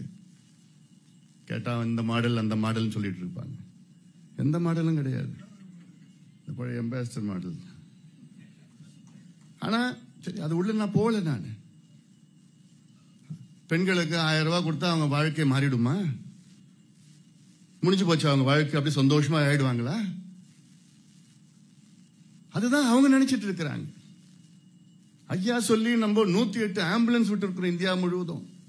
இதனால கோடிக்கணக்கான உயிரை காப்பாற்றுறோம். அந்த உயிரில் எத்தனை முக்கியமான யாருன்னா பெண்களை காப்பாத்தி இருக்கிறோம். பேரு காலத்துல என்ன அமைச்சரா ஐயா ஆக்கினாரு, டெல்லிக்கு அனுப்பிச்சாரு. அவர் சொன்ன முதல் வார்த்தை என்ன? அமைச்சரானதுக்கு பிறகு நான் அவர்கிட்ட கேட்கிறேன், அப்பா என்ன பண்ணணும்? ஒண்ணுமே ஒரு சிந்தனை, ஒரு நொடி கூட யோசிக்கல. ஜனாதிபதிக்கு கிடைக்கின்ற வைத்திய வசதி சாதாரண குப்பம் சுப்பம் முனியனுக்கு கிடைக்கணும், அதுக்கு நீ என்ன பண்ணுவியோ செய்யும். அடுத்த நாள் நான் பிரதமரை பாக்குறேன், மன்மோகன் சிங், அன்றைக்கு பிரதமர் மன்மோகன் சிங் பாக்குறேன். அவர்கிட்ட கேட்டேன், sir what should I do? அவரும் இதுதான் சொல்றாரு. நான் சின்ன வயசுல நான் கிராமத்துல இருந்தேன், எனக்கு மருத்துவ வசதி இல்லை, இன்னைக்கு எனக்கு கண் பார்வை போனது காரணம் அதுதான். நீ கிராமத்தில் மருத்துவத்தை நீ கொண்டு வரணும். அதே 2 பேருக்கும் அதே யோசனைகள் தான். பிறகு அதெல்லாம் தேசிய கிராமப்புற சுகாதார திட்டத்தை கொண்டு வந்தோம். அதெல்லாம் பல மாற்றங்கள் கொண்டு, இதுதான் திட்டங்கள், இதுதான் மக்களுடைய வாழ்க்கையை மாற்றுகின்ற திட்டங்கள், இதுதான் உண்மையான திட்டங்கள். 1000 ரூபாய் நான் கொடுத்துட்டேன், 1500 ரூபாய் கொடுத்துட்டேன், 2000 ரூபாய் கொடுத்து உங்க காசா கொடுத்தீங்க? அது எங்க காசு, அரசாங்கம் காசு, நாங்க வரி கட்டின பணம். அது அவங்களோட வாழ்க்கையோட உயர்ந்துடுச்சா? ஐயா சொல்றது என்ன? கடைய முடியா பெண்கள் சந்தோஷமா இருப்பாங்க, சட்டம் ஒழுங்கு பிரச்சனை இல்லாம இருக்கும். போதையா ஒழிங்க, இந்த பசங்க பிள்ளைங்க எல்லாம் நல்ல எதிர்காலம் இருக்கும். விவசாயத்தை பெருகுங்க, தமிழ்நாடு வளமா இருக்கும். விவசாய நிலத்தை காப்பாத்துங்க, நம்ம எதிர்காலம் சந்தோஷமா இருக்கும். நீர் மேலாண்மைக்கு அதுல முக்கியத்துவம் கொடுங்க, பணத்தை அதுல நிதி அதுல போடுங்க. அடுத்த 200 ஆண்டுகள் தமிழக இளைஞர்களும் தமிழக மக்களும் சந்தோஷமா இருப்பாங்க, தண்ணி பிரச்சனை இல்லாம இருப்பாங்க. இதுதான் திட்டங்கள், இதுதான் இதுலதான் முக்கியமா ஈடுபடணும்னு எவ்வளோ சொல்லியும். இப்ப ஏகே மூர்த்தியை பத்தி சொல்லியிருக்கிறாங்க அந்த புத்தகத்துல. ஒரு முறை 98ல அப்பதான் நம்ம மத்தியில சேர்றோம் அமைச்சரா. அப்போ யாருக்கு அமைச்சர்னு கேக்குறாங்க. யாரு கொடுத்தாரு ஐயா அமைச்சர் பதவி? தலித் எழில்மலை. தலித் எழில்மலை. ஆனா கேட்டா இது ஜாதி கட்சி, இது வன்னியர் கட்சி. ஐயா யாருன்னா ஜாதி, ஒரு ஜாதி தலைவர். அதே மாதிரிதான், அதே போன்றுதான் அண்ணல் அம்பேத்கரையும் கொண்டு வந்துட்டாங்க. அண்ணல் அம்பேத்கர் என்பவர் தேசிய தலைவர், பன்முகத்தன்மை உள்ள தலைவர், தேசிய தலைவர். மகாத்மா காந்தி எப்படி ஒரு தேசிய தலைவரோ, மகாத்மா காந்தி உலக தலைவர். அவர் இதே போன்ற ஒரு தேசிய தலைவர் அண்ணல் அம்பேத்கர் அவர்கள். ஆனா அவர் ஏதோ பட்டியலின தலைவராக கொண்டு வந்த தோற்றத்தை உருவாக்கி அது மாதிரி கொண்டு வந்துட்டாங்க. அதே போன்றதான் ஐயாவையும் இன்னைக்கு. ஐயா இன்று ஒரு தேசிய தலைவர், தேசிய அளவில் சீர்திருத்தங்கள், சமூக சீர்திருத்தங்களை கொண்டு வந்த தலைவர். ஆனா இன்னைக்கு ஐயா என்னன்னா ஜாதி ஜாதி ஜாதி ஜாதி. எல்லா ஜாதிக்கும், எல்லா மதத்திற்கும், எல்லா இனத்திற்கும், தமிழ் ஈழத்திற்கும், தமிழர்களுக்கு, உலக தமிழர்களுக்கு எவ்வளவு மாற்றங்கள் கொண்டு வந்த ஒரு தலைவர். அவரை கொச்சைப்படுத்தி, அசிங்கப்படுத்தி, அவமானப்படுத்தி, இப்படிதான் இருப்பார், அப்படித்தான் இருப்பார். எதுக்கு? அரசியல் ஆதாயத்திற்காக, அரசியல் ஆதாயத்திற்காக. ஐயாவை சிறுமப்படுத்தணும் அவங்களோட நோக்கம். வளரக்கூடாது, கட்சி வளரக்கூடாது, இந்த இயக்கம் வளரக்கூடாது. சரி, நீங்க பண்றீங்களா, ஆட்சி பண்றீங்க, என்ன செய்யறீங்க? என்ன செய்யறீங்க? ஒரு தலித் எழில்மலைக்கு ஒரு அமைச்சர் பதவி கொடுக்கிறாரு. இதுவே நினைச்சு பாருங்க. அப்போ இதுவே எவ்வளவு ஒரு சமூக சீர்திருத்தவாதின்னு அப்ப நினைச்சு பார்க்கணும் நீங்க. அப்போ 98 நடந்தது. நானும் ஐயாவும் போறோம், கார்ல போறோம், எதுல டாக்ஸில போறோம். ரோட்ல போயிட்டு இருக்கோம், பார்த்தா முன்னாடி வந்து திடீர்னு எங்களை ஓவர்டேக் பண்ணிட்டு போகுது. எது? ஒரு பெரிய அம்பாசிடர். பார்த்தா சாதா வை வை வை சவுண்டு, சைரன். முன்னாடி ஒரு வண்டி, பின்னாடி ஒரு வண்டி போகுது. அப்புறம் பார்த்தா தலித் தொழில் உள்ள வந்துட்டு இருக்காரு. நானும் ஐயவன் டாக்ஸில போயிட்டு இருக்கோம். அப்புறம் நான் சொல்றேன், அப்பா அப்பா அப்பா ஒரு தலித் மந்திரி போறாருப்பா. அவ்வளவு சந்தோஷப்பட்டார் ஐயா. அப்போ அவ்வளவு சந்தோஷப்பட்டார். நான் கேட்கிறேன், நான் இப்ப சொன்னேன், இப்போ எனக்கு ஒரு ஆதங்கம். நீங்க அந்த வண்டியில போயிருக்கணும், என்ன கூட ஆதங்கம் அது. நீங்க அந்த வண்டியில போயிருக்கணும். அதெல்லாம் பேசாது, நான் தான் சொல்லிட்டேன்ல. நம்ம அமைச்சர் போறது, டெல்லி ரோட்ல நம்ம அமைச்சர் போறது எவ்வளவு சந்தோஷம் எனக்குன்னு மனசுக்கு மனசார சொல்றாரு. அதுதான் ஐயா, அதுதான் ஐயா. வேற யாராவது இப்படி இருப்பாங்களா? யாராவது இருப்பாங்களா? இல்ல. எங்க வீட்டுல எல்லாம் யாரும் தங்க மாட்டார். நான் ஏகேஎம் அமைச்சரா இருந்தார், நான் அமைச்சரோ வேலு அரங்கவேலு, எங்க வீட்டுக்கெல்லாம் எங்கேயுமே தங்க மாட்டார். அவர் ஹோட்டல்ல தமிழ்நாடு அவர்ல தங்கிட்டு இருப்பார். அவ்வளவுதான். வருவாரு, சாதாரணமா இருப்பாரு, அங்க டாக்ஸியில போவார், அங்க வண்டியிலோட ஏற மாட்டார். இப்படி ஒரு எளிமையான ஒரு தலைவர் எங்களுக்கு கிடைச்சிருக்கிறாங்க. தமிழ் சமுதாயத்தை கிடைச்சிருக்கு, இந்தியாவுக்கு கிடைச்சிருக்குது. அதனாலதான் அவரை இந்தியாவில் உள்ள இந்நாள் பிரதமரும் முன்னாள் பிரதமர்கள்லாம் அவருக்கு மரியாதை கொடுத்ததா தான். அந்த மரியாதை எத்தனை பேர் கிடைக்குது? மரியாதை வந்து வாங்குறது கிடையாது, அவங்க கொடுக்கிறது. ராஜீவ் காந்தி காலத்திலையும் அவர் எத்தனையோ பிரதமர், சந்திரசேகர் தவிர மற்ற எத்தனையோ பிரதமர், ராஜீவ் காந்தி பார்த்தார். அதன் பிறகு விபி சிங், அவ்வளவு நண்பர்கள், இருவரும் நண்பர்கள். அப்புறம் நரசிம்மராவை பார்த்தாரு, அதே பிறகு தேவகவுடாவை பார்த்தாரு. சந்திரசேகர் மட்டும் அது கொஞ்சம் குறுகிய காலத்துல தான் இருந்தார். அது வாஜ்பாய் சொல்லவே வேண்டாம். வாஜ்பாய் ஒரு முறை கேட்கிறாரு, ஐயா ஐயா போன்ல எடுத்தாருனால உடனே லைனுக்கு வந்துருவாரு வாஜ்பாய் பிரதமர். அப்ப பிரதமர் அந்த இடத்துல யாராவது அப்படி பண்ணுவாங்களா? எந்த பிரதமராவது அவங்க பிரதமர் ஆபீஸ்ல sir 1 minute please hold the line சொல்லுவாங்க. இப்போ பிரதமர்லாம் பேசணும்னா போன் பண்ணுனா okay sir thank you will get back, திரும்பி கூப்பிடணும். ஒரு நாள் 2 நாள் ஆகும். அப்போ சார் லைன்ல இருங்க சொல்லி அடுத்த 1 நிமிஷத்துல அவர் வருவார். சார் அப்படின்னு சொல்லுவார் வாஜ்பாய். அவர் நினைச்சு பாருங்க, ஒரு இந்தியாவுடைய பிரதமர் ஐயா போன் பண்ண அடுத்த அப்படியே கனெக்ட் பண்ணி அப்படியே எடுப்பார். Sir I want to see you meet please come. அவர் அப்பாயின்மெண்ட் கொடுக்க மாட்டாரு, ஐயாவை கேட்பார், நீங்க எப்ப வரீங்கன்னு கேட்பார். நானும் போவோம், நானும் அப்ப நான் அப்படியே கொஞ்சம் கொட்டிட்டு போயிடுவோம் ஐயா கூட போறப்பெல்லாம். அங்க போன உடனே மணி கணக்கில் பேசிட்டு உடனே ஐயா வந்து sir you are very busy, நான் கிளம்புறேன்னா no no no not at all for you nothing I'm not. அவ்வளவு சந்தோஷமா வருவார். நான் கிளம்புறேன்னு சொன்னா எங்களை வழி அனுப்புறதுக்கு வெளியில வரைக்கும் வருவார்.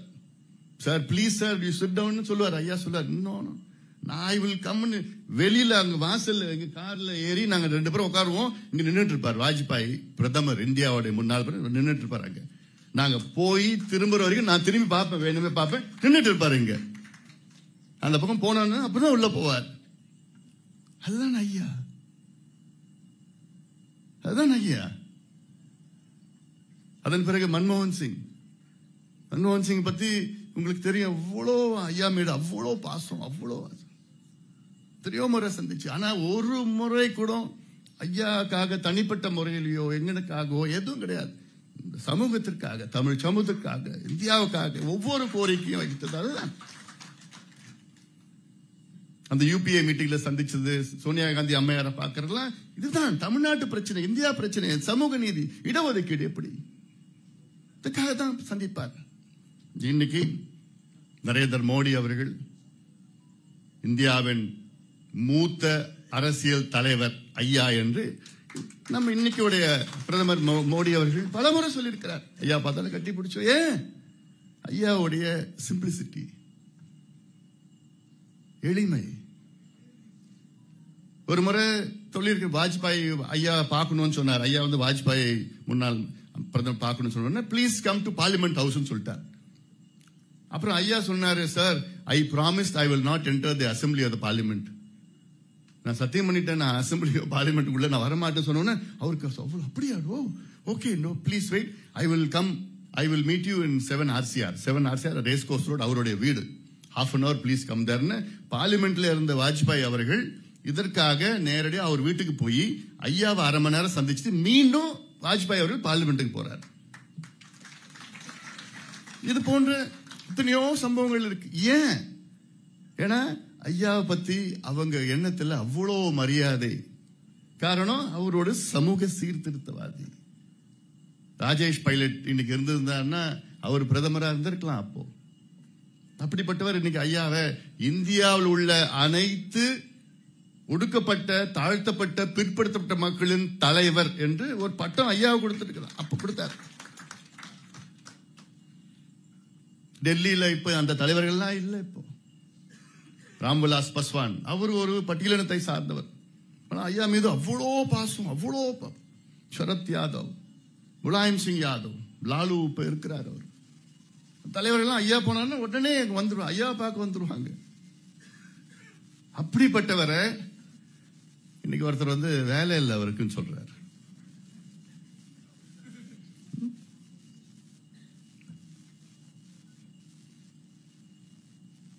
சரி, அதுக்குள்ள போல.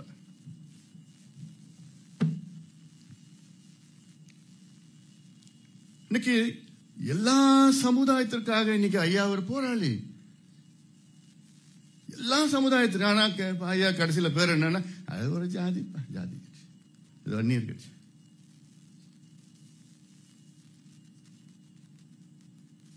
இது வேண்டுமென்று தொடர்ந்து திணிக்கப்பட்டு எவ்வளவு கஷ்டம் எங்களுக்கு. எவ்வளவு எனக்கு தனிப்பட்ட முறையில் எனக்கு வருத்தம், கஷ்டம். என்ன கஷ்டம்னா என்ன? வருத்தம். கஷ்டம் வேற, அது வருத்தம். இவ்வளவு செஞ்சிருக்கிற ஒரு மனுஷனை இன்னைக்கு ஒரு அங்கீகாரம், என்ன அங்கீகாரம் கொடுக்கணும்? விருது கொடுக்கணுமா? அவர் வேண்டான்னு சொல்றாரு. அவர் கேட்கறது என்ன? இந்த மக்கள் நல்லா இருக்கணும், தமிழ் சமுதாயம் நல்லா இருக்கும், அதுதான் கேட்கிறா தவிர அவர் தனிப்பட்ட முறையில் என்ன கேட்க போறாரா? இல்ல. சமூக நீதி பத்தி பேசுறீங்க, மீட்டிங் போட்டு மேடை போட்டு பேசுறீங்க, சமூக நீதியை நிலைநாட்டுங்க, நடைமுறைப்படுத்துங்கன்னு சொல்றாரு. அதை பத்தி அவங்களுக்கு கவலை இல்லை. ஆனா அவருடைய எண்ணம் சொல்றாருல, கடைசி வரைக்கும் குச்சி வச்சுக்கிட்டு ஊண்டிட்டு கூட நான் இந்த ஊமை மக்கள் தான் இதெல்லாம், ஊமை ஜனங்களுக்கு நான் ஒரு போராளியாக இருப்பேன். ஊமை மட்டும் இல்ல, இந்த மக்கள் கேட்காது. இல்லைன்னா ஐயா சொல்றது என்னைக்கோ கேட்டு இருக்குமே காதல கேட்டு இருந்ததுன்னா நேரம் எவ்வளவு சீர்திருத்தங்கள் செஞ்சிருக்கலாமே. ஐயா விஸ்வநாதன் அவர்கள் கல்வியை பத்தி சொன்னாரு. வட தமிழ்நாட்டில் பாத்தீங்கன்னா இருக்கிற 38 மாவட்டத்தில், தமிழ்நாட்டில் உள்ள 38 மாவட்டத்தில், வட தமிழ்நாட்டில் உள்ள 20 மாவட்டங்கள் கடைசியில் ஒவ்வொரு முறை 10வது 12வது தேர்வுல கடைசி 38 எதுனா விழுப்புரம், 37 திருவண்ணாமலை, மாத்தி வரும். 36 தருமபுரி, 35 கடலூர், 34 செங்கல்பட்டு, அதுக்கப்புறம் காஞ்சிபுரம், அவர் அரியலூர், இப்படிதான் மாத்தி கடைசி. இது நான் 1 வருஷம் 2 வருஷம் சொல்லல, 25 ஆண்டுகளாக இதுதான் நடக்குது. இதுதான் இதுக்கு அசிங்கம், அது கைத்தட்டது. 25 ஆண்டு காலமாக இதுதான் நடந்துட்டு இருக்குது. கடைசியில பார்த்தா இந்த மாவட்டம், அந்த காலத்துல வடார்காடு, தென்னார்காடு, செங்கல்பட்டு மாவட்டம், சேலம் மாவட்டம், 4 பெரிய மாவட்டம் எல்லாம் பிரிச்சிருக்குது. அன்னைக்கு என்ன நிலையோ இன்னைக்கு தான் அதான். இது வரைக்கும் ஐயா அவர்கள் கிட்டத்தட்ட 90 ஆவணங்களை வெளியிட்டிருக்கின்றார். 90 ஆவணங்கள். நாம் விரும்பும் சென்னை அப்படின்னு ஒரு ஆவணம். சென்னை எப்படி இருக்கணும், சென்னை 50 ஆண்டுகளுக்கு பிறகு எப்படி இருக்கணும், இன்னைக்கு சொல்றது யோசனை. இன்னைக்கு சுற்றுச்சூழல் எங்களுக்கு சொல்லி கொடுத்ததே யாரு? ஐயா தான். இன்னைக்கு நாளைக்கு பருவம் மாறப்போகுது, நமக்கு தயார் நிலையில இருக்கணும். பசுமை தாயகம் ஒரு அமைப்பு தொடங்கினார். 34 அமைப்புகளை தொடங்கி இருக்கிறார். யாராவது இருக்கிறாங்களா அப்படி தொடங்கி இருக்கிறாங்களா? 34 அமைப்புகளை எந்த தலைவராத எதுக்கு? சுற்றுச்சூழலுக்கு ஒரு அமைப்பு தொடங்கு, தமிழுக்கு ஒரு அமைப்பு தொடங்கு. தொலைக்காட்சியில என்னென்னமோ வந்தது, ஆனா ஒரு மக்கள் தொலைக்காட்சின்னு ஒண்ணு புதுசா தொடங்கி அதுல தமிழ் சொற்களை அடங்கி இன்னைக்கு எல்லா தொலைக்காட்சியிலும் மகிழ் உந்து, பேர் உந்து, கைபேசி, தொலைபேசி, நேரலை, இப்படி வார்த்தைகள் எல்லாம் சொல்றதுக்கு காரணம் யாரு? ஐயா.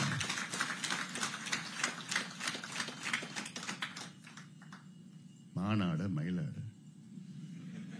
ஆனா இன்னைக்கு தமிழ் பேச வைக்கிற அதை மாத்தி இன்னைக்கு தமிழ் பேச வைக்கிற அதை யார் செய்தானா? எங்க ஐயா தான். கேட்கிறேன், இவரு ஐயா எதை எனக்கு தெரிஞ்சது என்ன, வேற ஏதாவது ஜாதியில பிறந்து, வேற ஏதாவது சமுதாயத்துல பிறந்து, இல்ல வேற ஏதாவது மாநிலத்தில் பிறந்திருந்தாருன்னா நேரம் உலக தலைவர் அங்கீகாரம் கிடைச்சிருக்கும். அந்த அங்கீகாரத்துக்காக தான் ஐயா வேலை செய்யல. ஐயா இல்ல, அவருக்கு அங்கீகாரம் தூசி போன்றது. எங்களுக்கு ஏக்கம் இருக்கு, எங்க மனசுல ஏக்கம் இருக்கு. இவ்வளவு செய்த மனுஷன் நீ அங்கீகாரம், நீ பாராட்ட வேண்டாம், கொச்சப்படுத்தாத. பாராட்டுறதுக்கு உங்களுக்கு மனசுல வராது, கொச்சப்படுத்தாதீங்க.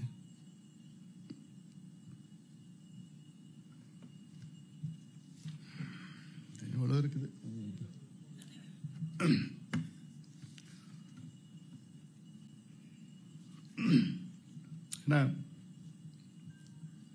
ஐயாவுடைய இந்த பயணத்துல முக்கிய பங்கு எங்களுடைய அம்மா. அவங்களும் சிறு வயதுல கஷ்டப்பட்டு, ஐயாலாம் அந்த கஷ்டம்லாம் அது சாதாரண கஷ்டம் கிடையாது.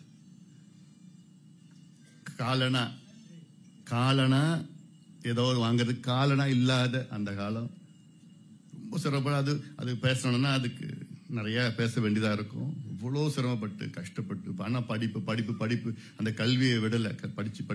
படிச்சு அங்க ஊர்ல கிராமத்துல இல்ல, அப்புறம் சென்னையில மூட்டை தூக்கி அதுல வர வருமானம்.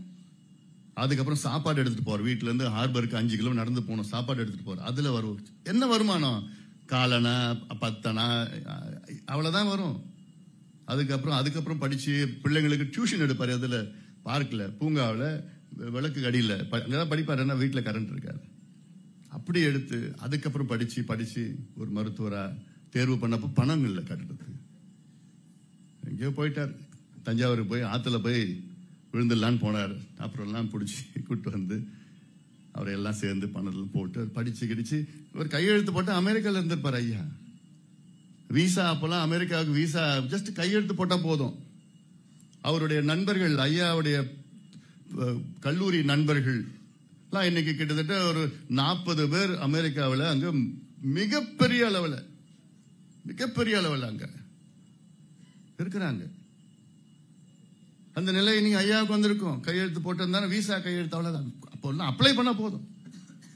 ஆனா நான் இங்க இருப்பேன், என் மக்கள் இன்னைக்கு இவ்வளவு மோசமா இருக்குன்னு ஒரே காரணத்துக்காக தான் இந்தியாவில் இங்க தங்கி, இங்க வந்து மருத்துவரா வேலை செஞ்சு ஒரு இயக்கத்தை தொடங்கி சமூக நீதி போராட்டம் செஞ்சு, போராட்டங்கள் செய்து பிறகு பார்த்தார் கட்சியை ஒண்ணு தொடங்கி, கட்சிக்கு போட்டு இதெல்லாம் பண்ணி எல்லா சமுதாயத்திற்கும், தாழ்த்தப்பட்ட சமுதாயம், சிறுபான்மை மக்களுக்கு, இத்தனையோ நாடார் சமுதாயம் பிரச்சனையா இங்க முதல்ல குரல் கொடுக்குது ஐயா தான். இப்படி எல்லாத்துக்கும் அருந்ததியருக்கு இன்னைக்கு இடஒதுக்கீடு கிடைச்சது யாருன்னா ஐயா தான். இஸ்லாமியர்களுக்கு இடஒதுக்கீடுனா ஐயா தான். தென் மாவட்டத்தில் கலவரம்னா நேரா போய் ஐயா தான் அங்க பண்ணிட்டு இருக்காரு. இன்னைக்கு நான் கேட்கிறேன், வட மாவட்டம் 30 ஆண்டுகளுக்கு முன்னாடி எந்த நிலையில இருந்தது? தினம் கலவரம், தினம் இந்த மட்டும் கிராமத்தை கொளுத்துவாங்க, அந்த கிராமத்தை கொளுத்துவாங்க, இங்க அடிப்பாங்க, வெட்டுவாங்க, குத்துவாங்க, கொலை நடக்கும். அவ்வளோ மோசமா இருக்கும். பிறகு ஐயா வந்த பிறகுதான் இன்றைய வரைக்கும் அமைதியா இருக்கு வட தமிழ்நாடு. அதுக்கு ஒரே காரணம் ஐயா தான். ஒரே காரணம் இல்ல. எங்களுக்கு நாங்க அரசியல் ஆதாயம் வேணும் அப்படின்னு சொன்னா ஒரு நிமிஷத்துல மாத்தலாம். அது கன்சாலிடேஷன். என்ன பிரச்சனை பண்ணா எல்லாம் ஒன்னா வருவாங்கன்னா அந்த எண்ணம் எங்களுக்கு இல்ல. யாரும் வழக்கு வாங்கக்கூடாது, கேஸ் வாங்கக்கூடாது, படிக்கணும், வேலை. அதுக்கு தான் போராட்டம். இடஒதுக்கீடு வாங்கி கொடுக்கிறாரு. எதுக்கு இடஒதுக்கீடு? படிச்சு வேலைக்கு போகணும். அதுதான் எங்களோட நோக்கம். தவிர நீ சும்மா வச்சுட்டு நீ அடிதடியில் ஈடுபட்டு நீ பண்ணாத, வேண்டாம், அதெல்லாம் வேண்டாம்னு சொல்ற ஒரு ஐயா. ஆனா அதுக்கு ஏதாவது அங்கீகாரம் ஐயாவுக்கு வேலை இல்லை. இது அங்கீகாரம். அதனால இன்னும் இவ்வளோ இருக்கு பேசலாம் மனசுல. இது போதும். இன்னைக்கு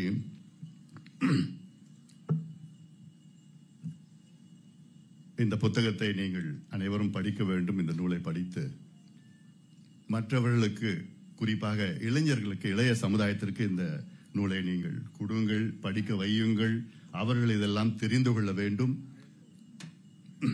அவர்கள் இதெல்லாம் தெரிந்து கொள்ள வேண்டும். தெரிந்து கொண்டு ஐயாவை பற்றி, ஐயா செய்த போராட்டங்களை பற்றி, ஐயா செய்த சாதனைகளை பற்றி தெரிந்து கொண்டு ஒரு சமூக மாற்றத்தை நாம் எல்லோரும் சேர்ந்து கொண்டு வருவோம். சமூக மாற்றம், அதுதான் ஐயா அவர்களுடைய நோக்கம். சமூக மாற்றத்தை நாம் எல்லோரும் சேர்ந்து, சமூக மாற்றம்னா எல்லாம் அடங்குகிறது. அது கல்வி, சுகாதாரம், வேலைவாய்ப்பு, வேளாண்மை, சுற்றுச்சூழல், நீர் மேலாண்மை, குடிநீர் பிரச்சனை எல்லாமே சேர்ந்ததுதான் சமூக மாற்றம். அந்த மாற்றத்தை நாம் எல்லோரும் சேர்ந்து நாம் அடைவோம் என்று நாம் இந்த நேரத்திலே, இந்த நாளில் நாம் உறுதியேற்போம். நன்றி.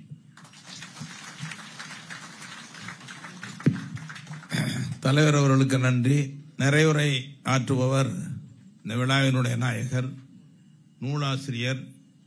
நூலாசிரியர்களை பற்றி நிறைய செய்திகள் எல்லாம் இங்கே சொல்லப்பட்டிருக்கிறது.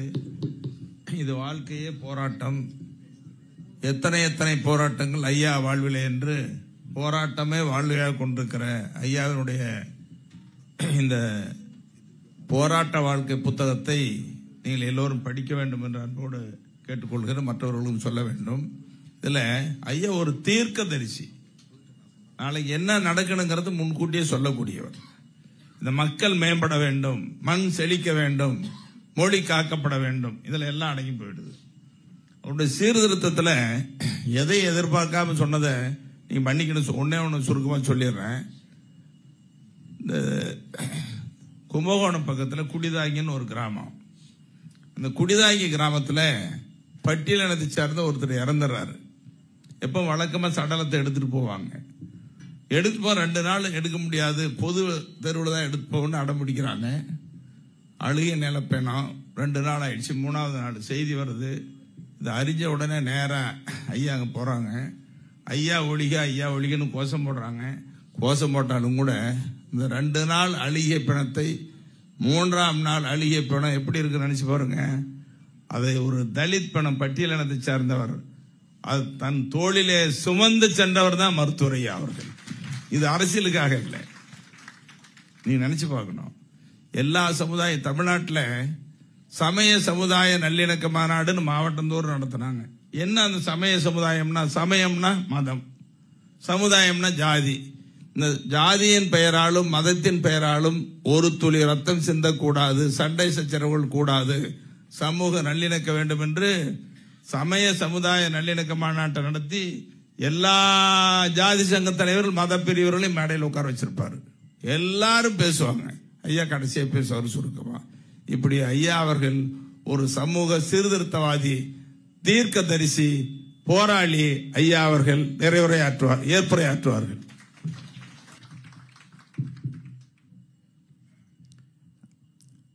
அனைவருக்கும் வணக்கம். இந்த நூல் வெளியீட்டு விழாவுக்கு தலைமை தாங்குகின்ற மேனாள் நல்வாழ்வுத்துறை அமைச்சர் அன்புமணி ராமதாஸ், நம்மையெல்லாம் வரவேற்ற சட்டமன்ற உறுப்பினர் ஜே.கே. மணி, ஓய்வறியா உழைப்பாளி தியாகச்சம்மல் ஜே.கே. மணி, இந்த நூலை வெளியிட இசைவு தந்து பல்வேறு பணிகளுக்கிடையே இங்கு வந்து நீண்ட நேரம் காத்திருந்து நல்ல கருத்துக்களை சொல்லி அமர்ந்திருக்கின்ற மேனாள் அமைச்சர், கல்வி கோயிலினுடைய பல்கலைக்கழகத்தினுடைய வேந்தர், என்னுடைய அருமை நண்பர் ஜி. விஸ்வநாதன் அவர்களே, பிஜேபி என்றால் உலகம் பூராவும் வாழ்கின்ற தமிழர்களுக்கு தெரியும். அந்த 3 எழுத்து பிஜேபி. அந்த வகையில் அதனுடைய இப்போ திருக்குறள் மையத்தை, திருக்குறளை உலகெங்கும் கொண்டு செல்கின்ற என்னுடைய அருமை நண்பர் முனைவர் விஜி சந்தோஷம் அவர்களே, நன்றி சொல்ல இருக்கின்ற மேனாள் அமைச்சர் கே மூர்த்தி, மேனாள் அமைச்சர் வேலு, மருத்துவர் டாக்டர் செந்தில், ஏனைய இங்கு வருகை தந்திருக்கின்ற அனைவருக்கும் என்னுடைய வணக்கத்தை தெரிவித்துக் கொள்கின்றேன். 1 மணிக்குள்ளே இதை நாம் முடித்தாக வேண்டும் இந்த நிகழ்ச்சியை. ஏனென்றால் ஒவ்வொருவருக்கும் நிறைய வேலைகள் இருக்கிறது. ஆக இந்த நூலை எனக்கு தெரிந்த ஞாபகம் இருந்த பழைய நினைவுகளெல்லாம் ஒவ்வொன்றாக நினைவு கூற அதை தொகுத்து இங்கு என்னுடைய நண்பர் நூலாக வெளியிட அது உங்கள் கையில் இப்போது தவழ அதை பற்றி நீங்கள் அலசி ஆராய இந்த கூட்டம் உங்கள் அனைவரையும் அன்போடு வரவேற்கின்றேன்.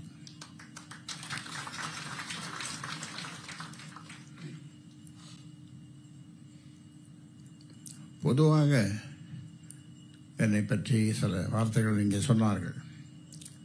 நான் அப்பொழுதெல்லாம் சொல்லுவதுண்டு, ராமதாஸ் நீ யார் அப்படி என்று கேட்டால், நான் அடிப்படையிலே ஒரு விவசாயி, நான் ஒரு டாக்டர், அதன் பிறகு அரசியல்வாதி. அரசியல்வாதி என்றால் இது வித்தியாசமான அரசியல்வாதி. எந்த பதவிக்கும் எக்காலத்திலும் போக விரும்பாத, தேவையில்லாத, தேவையற்ற ஒரு அரசியல்வாதி. ஆனால் அரசியல் இல்லாமல் உலகமே இல்லை. அரசியல்வாதி நிறைய படித்திருக்க வேண்டும். கணிதம், வரலாறு, தத்துவவியல், இப்படி என்னென்ன பாடங்கள் இருக்குது அவ்வளவையும் அரசியல்வாதி படித்திருக்க வேண்டும். அப்படி படித்தால் தான் முடிவெடுக்க முடியும், மக்களுக்கு சேவை செய்ய முடியும். அதிகாரிகளை கூட வைத்திருக்கலாம், அவர்கள் முடிவுக்கு விடக்கூடாது. ஏனென்றால் இப்பொழுது தமிழ்நாட்டை ஆண்டவர்கள் பெருந்தலைவர் கர்ம வீரர் காமராசர், OP ராமசாமி ரெட்டியார், அதே போன்று MGR, கலைஞர், இவர்களெல்லாம் 10-12க்கு மேலே படித்தவர்கள் அல்ல. ஆனால் அவர்கள் அதிகாரிகள் செக்ரட்டரி சொல்வதை இவர்கள் கேட்கவில்லை.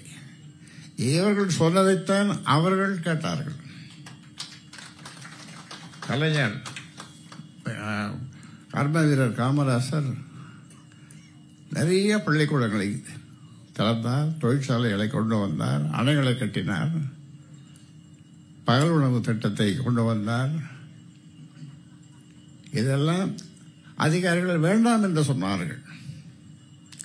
ஆனால் மிகப்பெரிய படிப்பை படிக்காத காமராசர் இதையெல்லாம் கொண்டு வந்து சரித்திரத்தில் இடம் பெற்றார். அதே போன்று MGR சத்துணவு திட்டம் இன்றளவும் அவருடைய திட்டம் நடைமுறையில் இருக்கிறது.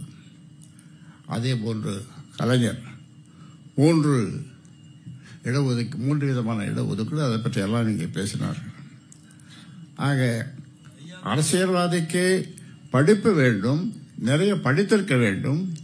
அதே நேரத்தில் செயலாளர்கள், நல்ல செயலாளர்களை வைத்துக்கொண்டு அவருக்கு உதவியாக அவர்கள் இருக்க வேண்டுமே தவிர அவர்கள் சொல்வதெல்லாம் கேட்கக்கூடாது.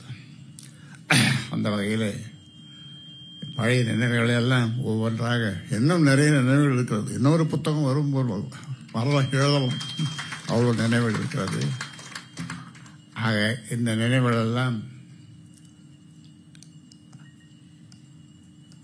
மக்களுக்காக செய்தது. ஆனால் என்னை ஒரு குறுகிய வட்டத்திலே கொண்டு வந்து தமிழ்நாட்டு மக்கள் சேர்த்து விட்டார்கள். ஜாதி அல்ல, அந்த ஒரு குறுகிய வட்டத்திலே. இதில் இந்த புத்தகத்தை படித்துவிட்டு நீங்கள் சொல்லுங்கள், ஒரு தெரு வழியாக வன்னியர்கள் வாழ்கின்ற ஒரு ஊர் வழியாக ஒரு படத்தை, அழுகிய படத்தை போகக்கூடாது என்ற நிலையிலே தான் நான் அதை தோளிலே சுமந்து சென்றது ஜாதியா? முதலாக தமிழ்நாட்டிலே இரட்டை கோளை முறையை ஒழித்தது ஜாதியா? இப்படி ஏராளமான செய்திகளை எல்லாம் ஒரு தொண்டனுக்காக ஒரு தலைவன் 15 நாள் முத்துக்குமாரோடு, முத்துக்குமார் வந்திருக்கேன், முத்துக்குமார் தான் விசிறுவார் அந்த ஜெயிலில் எனக்கு விசிறி வச்சுன்னு. அப்போ ஃபேன்லாம் கிடையாது. இது ஜாதியா? எந்த தொண்டன்? வன்னிய தொண்டன் அல்லவன். இப்படியெல்லாம் சிலவற்றை எழுதியிருக்கிறோம். ஆக அரசியல்வாதிக்கு எல்லாம் படிச்சிருக்கணும். நமக்கு 2 தான் முக்கியமானது: நல்ல கல்வி, நல்ல சுகாதாரம், விவசாயம். 22 காமன், 22 விதமான 22 தான் இல்லை, 22-17, அதாவது பட்ஜெட், ஷேடோ பட்ஜெட் 22, வேளாண்மைக்கு 17. ஆமாம், அது வேளாண்மை. இப்படியெல்லாம் இங்கே செய்திருக்கிறோம். மேலை நாடுகளிலே, ஐரோப்பிய நாடுகளிலே ஷேடோ கேபினட் வைத்திருப்பார்கள். ஒவ்வொரு நாட்டிலேயும் ஷேடோ கேபினட். உண்மையான கேபினட் அமைச்சர்களுக்கு தெரிந்த எல்லா தகவல்களையும் இந்த ஷேடோ கேபினட்டுக்கு கொடுப்பார்கள். இவர்கள் அவர்களுக்கு வழிகாட்டுவார்கள், தவறுகளை சுட்டி காட்டுவார்கள். இன்னும் நடைமுறையில் இருக்கிறது. இதையெல்லாம் நாங்கள் செய்திருக்கிறோம். அதாவது பிரம்மா, விஷ்ணு, சிவன் என்று சொல்லுவார்களே, மும்மூர்த்திகள். அவர்கள் இந்த ராமதாஸ் முன்னாலே வந்து, ராமதாஸ் உனக்கு என்னப்பா வேணும் என்று என்ன கேட்டால், எனக்கு 2 வரம், அப்புறம் ஒரு கொசுறு வரம் வேணும்னு கேட்பேன். என்ன 2 வரம்? ஒரு சொட்டு மது இல்லாத தமிழ்நாடு, ஒரு சொட்டு நீர் கடலுக்கு போகக்கூடாது. என்னுடைய நண்பர் விஸ்வநாதன் அவர்கள் சொன்னார்கள், கோதாவரி, கிருஷ்ணா பத்தி எல்லாம் சொன்னார். அவ்வளோ தண்ணி, டிஎம்சி தண்ணி எக்கச்சக்கமாக எல்லாம் ஓடுது, கடலில் போய் சேருது. அது அப்படி கொஞ்சம் திருப்பினா தமிழ்நாடு ஐயோ. ஒரு வரம், ஒரு சொட்டு தண்ணீர், ஒரு சொட்டு மது இல்லாத தமிழ்நாடு, ஒரு சொட்டு தண்ணீர் கடலுக்கு போகக்கூடாது. இன்னொரு கொசுறு, எங்கும் கஞ்சா விற்கக்கூடாது.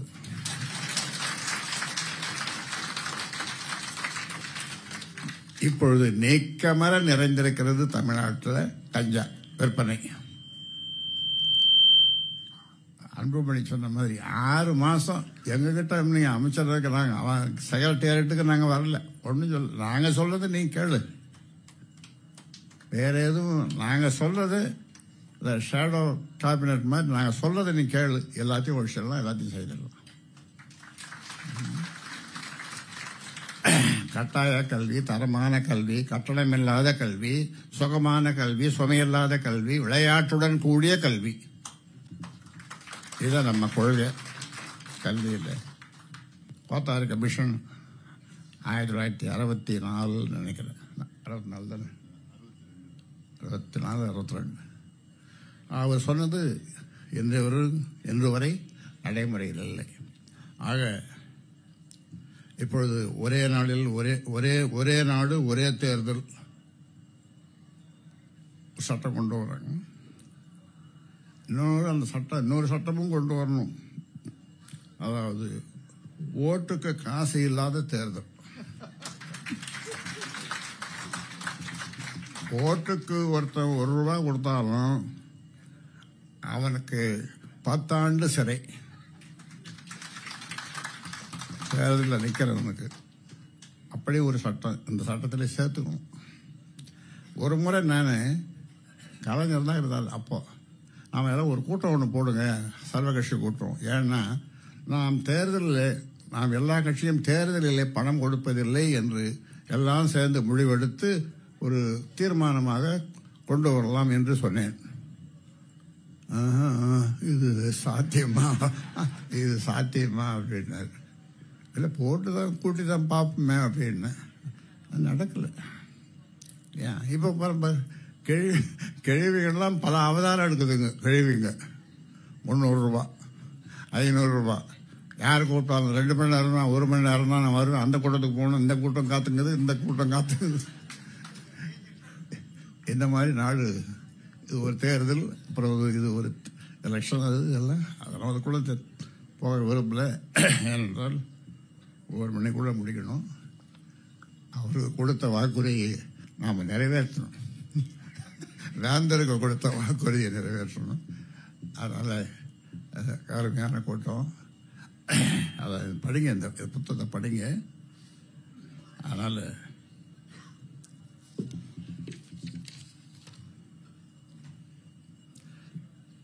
நான் மீண்டும் சொல்லுகிறேன், நான் அரசியல்வாதி. என் தொழில், நான் அரசியல்வாதி. என் தொழில் போராடுவது. என் தொழில் போராடுவது. அதனால் நான் போராடிக்கொண்டே இருப்பேன். அதனால் நான் போராடிக்கொண்டே இருப்பேன். நன்றி, வணக்கம்.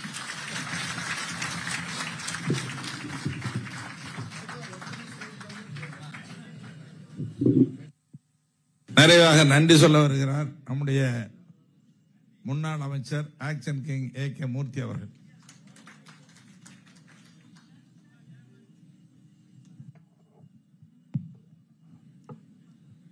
நடைபெறுகின்ற நம்முடைய குடும்பத் தலைவர், உலகெங்கு வாழ்கின்ற தமிழன் எங்க